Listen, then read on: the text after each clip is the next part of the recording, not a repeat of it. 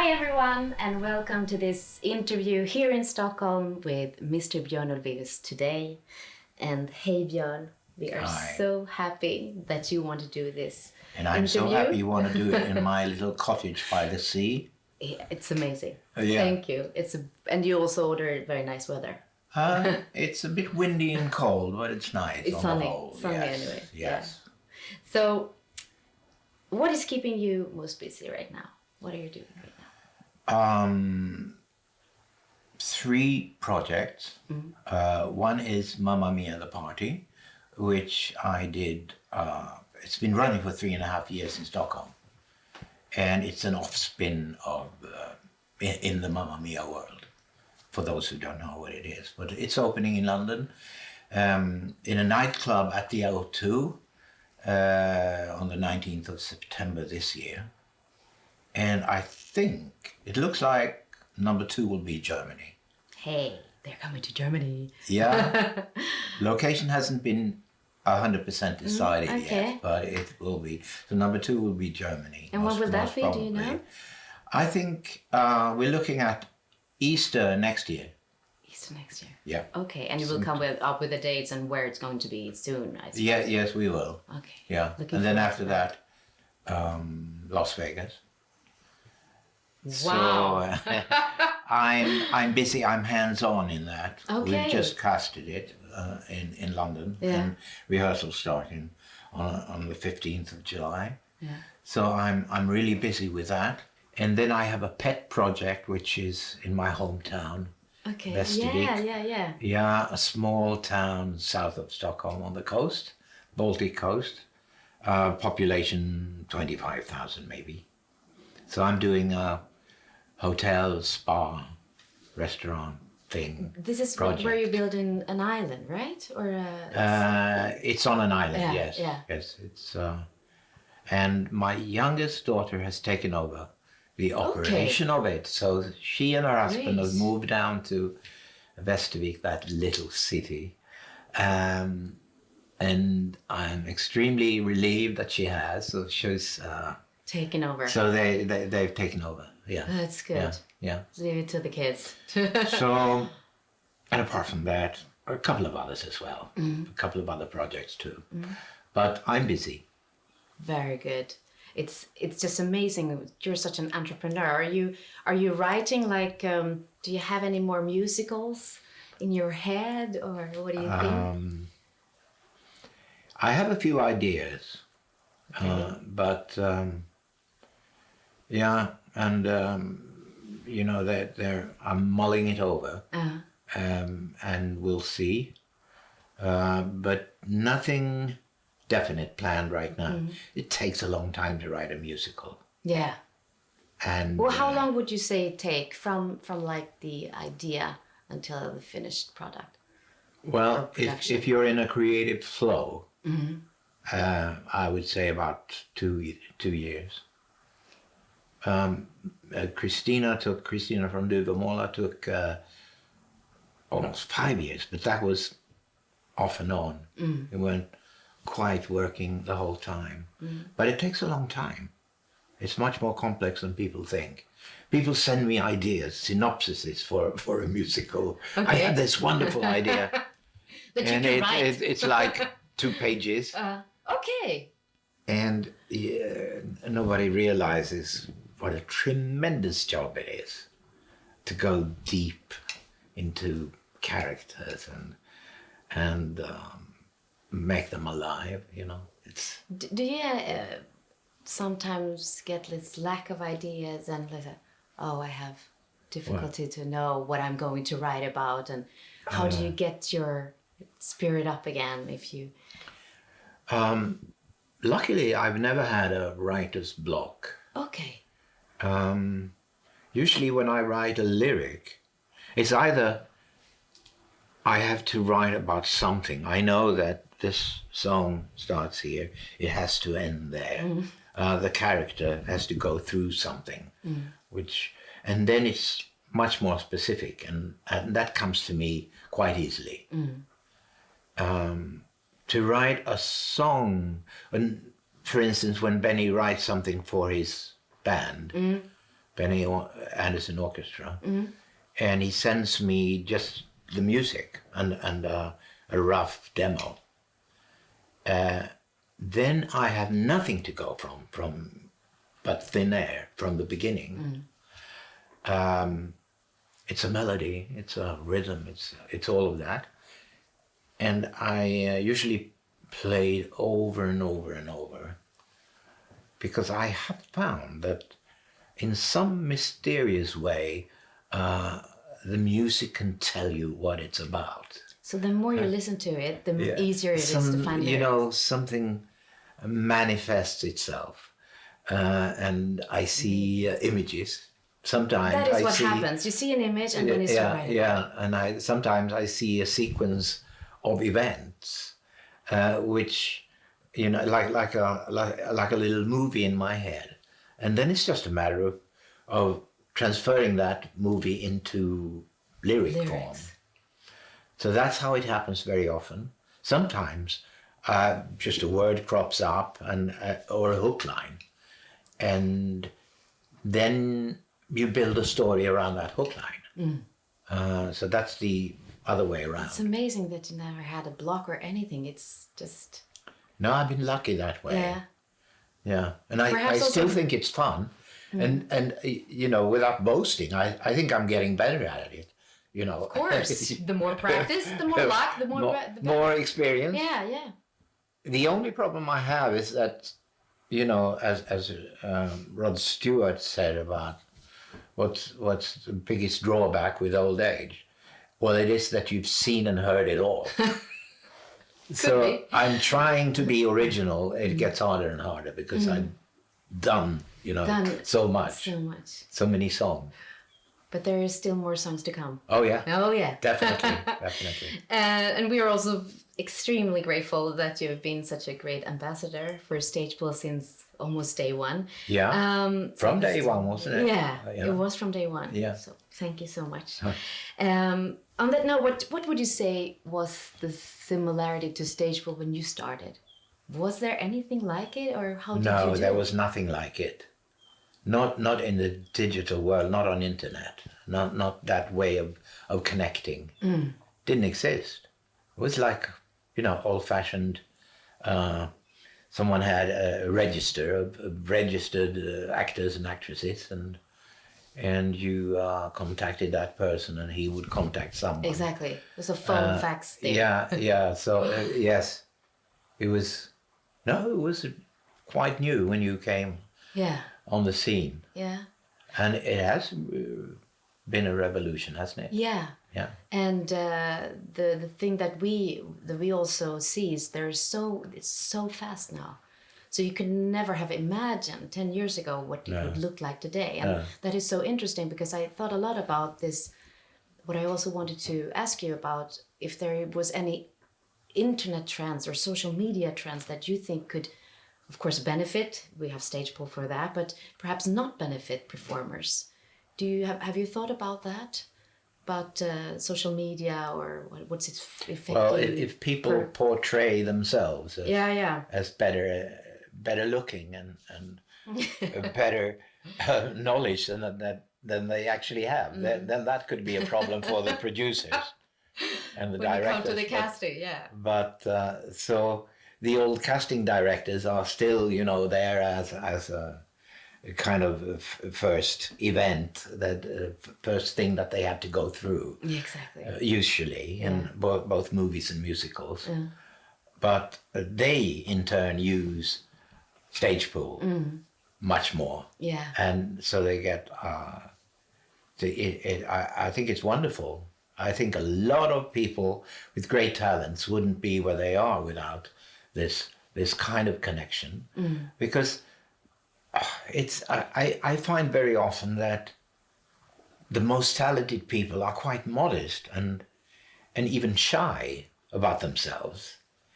So I think through internet and through the likes of StagePool, more people like that have dared to come, to come forward. Yeah. You're allowed to be introvert or a little bit, and you can do your performance on the internet. You don't have to stand in front of people. No, exactly. That's really interesting. Do you see that you're looking for any specific type of talents now than you did before? Or do you think that is the thing that they now are seen through internet? Or what do you think? Is there I think there might be a higher quality of the people we find now, because they're all, so many more are connecting. So the chances that you find some really, really good people. And so the standard is generally higher now than it was. But on the other hand, lots of people are getting, standardized by Disney and by West End and less original. They think that they have to be in a certain way, I find, very often, which is a pity. Because usually when I look for people, I look for, people who are natural, real people. And I very often have to discard people because they have adapted some kind of vibrato that is typical of musical theater and stuff like that. That I don't want. But as I said, in general, it's a higher standard now. Yeah. So what are you looking for among the StagePool members when we have been speaking about your projects before? What are you looking for? Originality? Pure talent? What do you think is the most important? Is it education or is it mindset if you're going to succeed? It's age, it's CV, it's all things together. Sometimes I want a pop voice. I want someone who can sing pop music. Usually that's the case. But so I would avoid, certain people who I see have gone through the old musicals and I got it. And it's StagePool is excellent because you can really, I look for that, and that, and up they come. Yeah. Yeah. So that's we're really happy that you use it. That before you started, I mean, that didn't happen. No, I still see some casting directors with couple of, how do you say, pärmar, like document, and they folders. Folders, exactly. Yeah. Like, oh my God, where is you need to have everything in one place. But it's a conservative business, isn't it?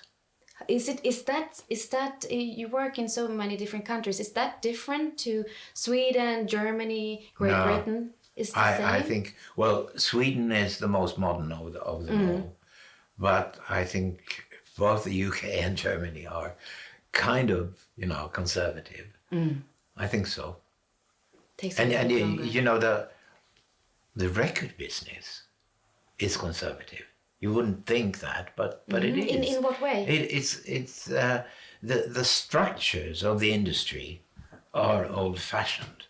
Still, didn't those digital streaming services on the surface, but underneath there's still a lot of solid. old people sitting there, holding back. Okay. Yeah, but it's a generational problem, I guess. What are they afraid of? What do you think?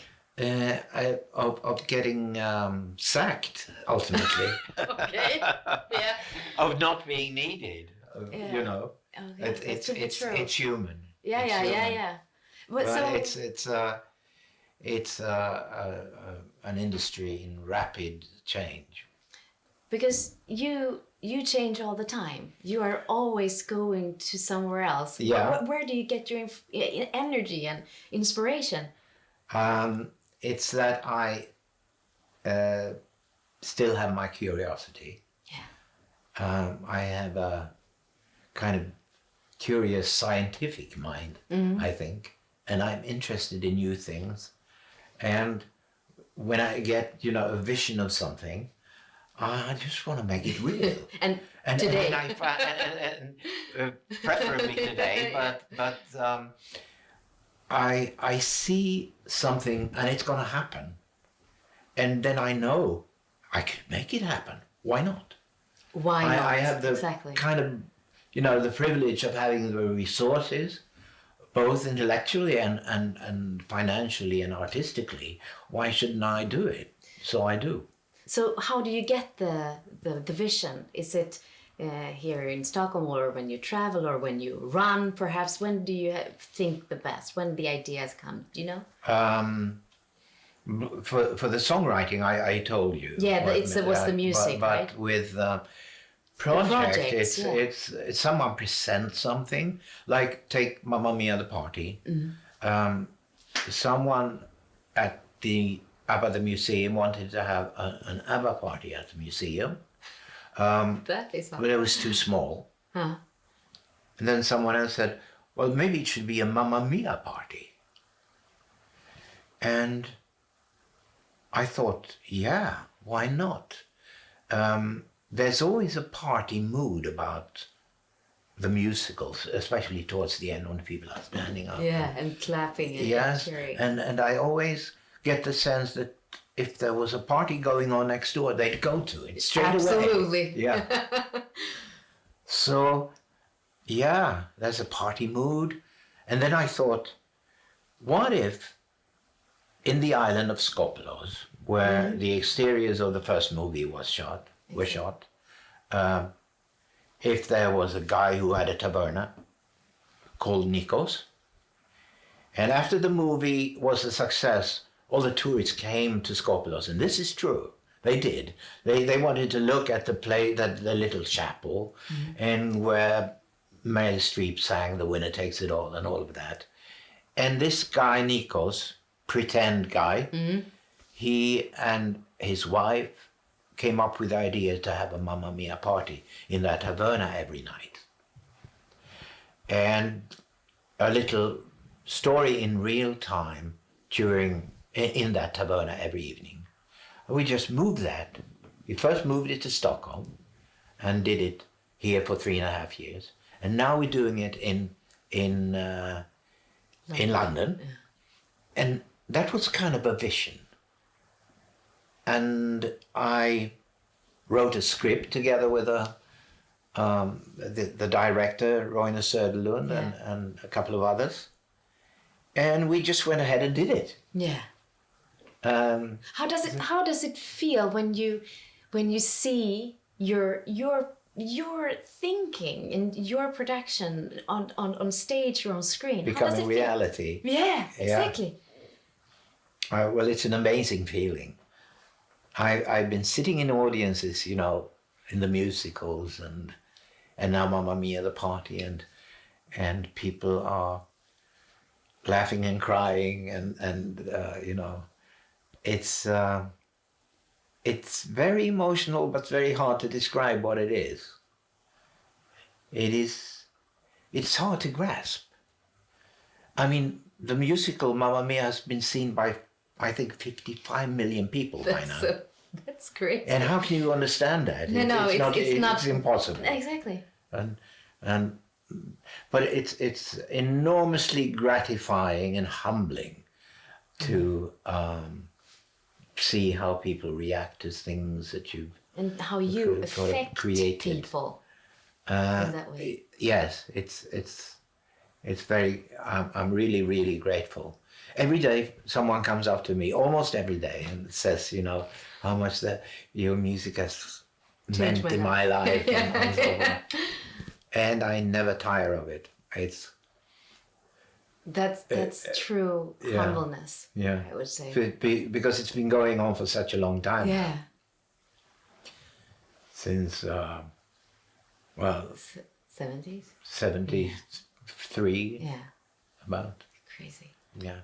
What would you say is the top one experience during your career so far?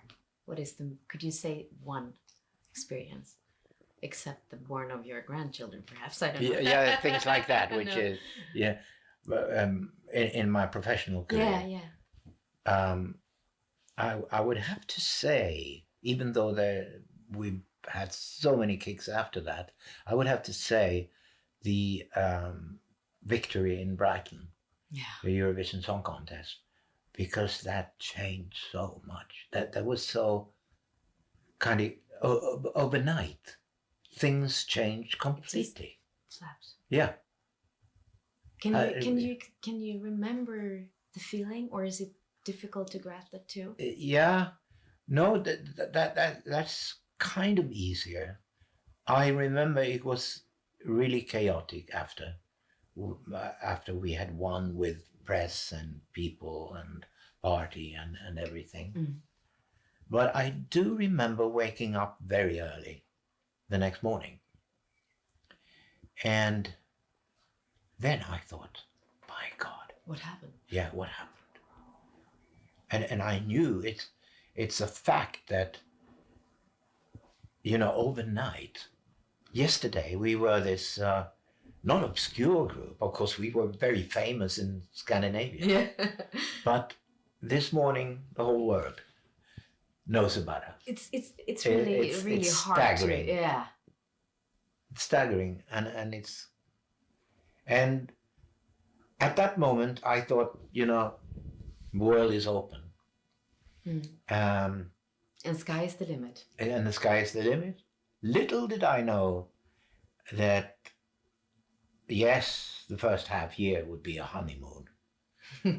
But then, oh yeah, can imagine. every Eurovision winner is supposed to be a one-hit wonder. That is kind of the rule. Mm. And that's what everyone thinks, especially if someone from Sweden has won it. Of course. I mean, they'll be forgotten in half a year. Yeah. And we had to struggle to show everyone that, no, we are the exception. We are here to stay. And that was a uphill struggle. What do you think? Because there are many performers that struggle with this. Oh yeah, he wrote this book about 49 yes, 49 no, and one yes, and how to keep up the spirit. How did you do that? You had, of course, your everybody in the group, but we believed in ourselves and our ability, and we wrote SOS and Mamma Mia. Yeah. That's really good. And then the rest is history. Okay, that's also good. You were not the one hit wonder then. No. But, it is the rule still to this day. I don't know. I mean, Cliff Richard was famous before. Yeah. But sure. other than that, I don't think there's anyone who has managed to keep up an international career. Yeah. So it's because we have a lot of questions from our members also, but you all already answered a lot of them. But one was, it's like easy to get carried away with your career and like forget your friends and family in this loop, the roller coaster. How do you find your balance, and how have your family and friends helped you to keep you on with your feet on the ground and head up, and Yeah, that's very important. I would say that's part of our success. The fact that we had both feet on the ground, and we stayed in Sweden. We lived in Stockholm. Yeah. This was the 70s. Agneta and I went to the supermarket as usual. We lived ordinary lives. We cut down touring to a minimum. We stayed at home. We had children. We wrote songs and we recorded songs in Stockholm. And we had discipline. And there were no drugs. There were, nothing like that. So I think for those who suddenly become famous, that's a very good advice. Stick to your family. Try to keep your life as it is. And don't get carried away. Because it's easy to get carried away. And don't create a myth about yourself. You are who you were before. Yeah. And just get good at your job. Try to develop your skill and your talent. And forget about the trappings. Forget about the glamour. Forget about all that. That is the best advice I can give. Stick to yourself and stay true to yourself. Yeah, and your profession. Yeah. That's a very good advice, I would say. And just this is a crazy question. Is there some song you wish that you wrote?